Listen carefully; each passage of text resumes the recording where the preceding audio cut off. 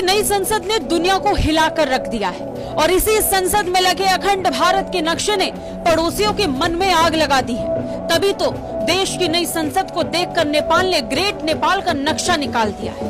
देश की नई संसद में अखंड भारत का मैप लगाए जाने की वजह से पाकिस्तान, नेपाल, बांग्लादेश समेत कई पड़ोसी देश बौखला गए। वहाँ के कई नेताओं को मिर्ची लगी। नेपाल ने भी अखंड भारत के मैप पर बवाल शुरू कर दिया। भारत दौरे से वापस लौटे नेपाल के प्रधानमंत्री प्रचंड को इसे लेकर सफाई भी देनी पड़ी। अब इसी बौखलाहट में नेपाल ने एक ग्रेट नेपाल का मैप जारी किया है। ये मैप काठमांडू मेयर बालेंद्र शाह की ओर से आया है, जिसे उन्होंने ग्रेटर नेपाल नाम दिया है और अपने ऑफिस में लगाया है। मेयर शाह इस समय बेंगलुरु में अपनी पत्नी का इलाज करा रहे हैं और इसी सिलसिले में वो भारत में है। उन्होंने भारत आने से पहले ये मैप अपने दफ्तर में लगाया। एक समय नेपाल का भूभाग पूर्व में तिस्ता से लेकर पश्चिम में सतलज तक फैला था। हालांकि अंग्रेजों के साथ युद्ध के बाद नेपाल ने अपनी जमीन का एक बड़ा हिस्सा खो दिया।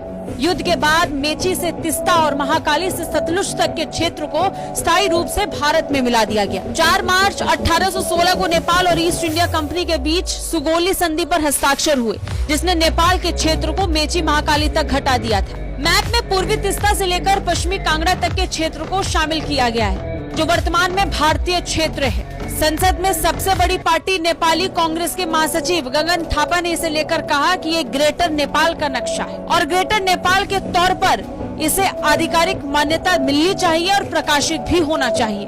थापा ने कहा, यदि कोई सांस्कृतिक मानचित्र प्रकाशित करता है तो नेपाल के पास ग्रेटर नेपाल के मानचित्र को प्रकाशित करने और उस पर विचार करने का अधिकार है। यदि नेपाल नए मैप को प्रकाशित करने के बारे में सोचता है तो भारत को उस पर आपत्ति नहीं करनी चाहिए, बल्कि उसे इसे स्वीकार करना चाहिए। पिछले दिनों नेपाल के प्रधानमंत्री पुष्प कमल दहल प्रचंड भारत की यात्रा पर थे। इस दौरान उनकी प्रधानमंत्री मोदी के साथ इस मुद्दे को लेकर चर्चा हुई थी।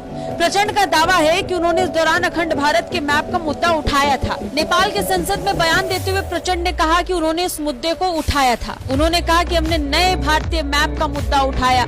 भारत की तरफ से बताया गया कि ये एक सांस्कृतिक और ऐतिहासिक मैप है, न कि राजनीतिक। इसे राजनीतिक तरीके से नहीं देखा जाना चाहिए। बता दें, भारत ने अपनी नई संसद में भारतीय इतिहास के उस वक्त को मैप के माध्यम से उकेरा है जिसमें सम्राट अशोक के वक्त का अखंड भारत दिखाई देता है, जिसे देखकर फिलहाल पड़ोसी बौखलाहट में है। Bureau report, Bharat.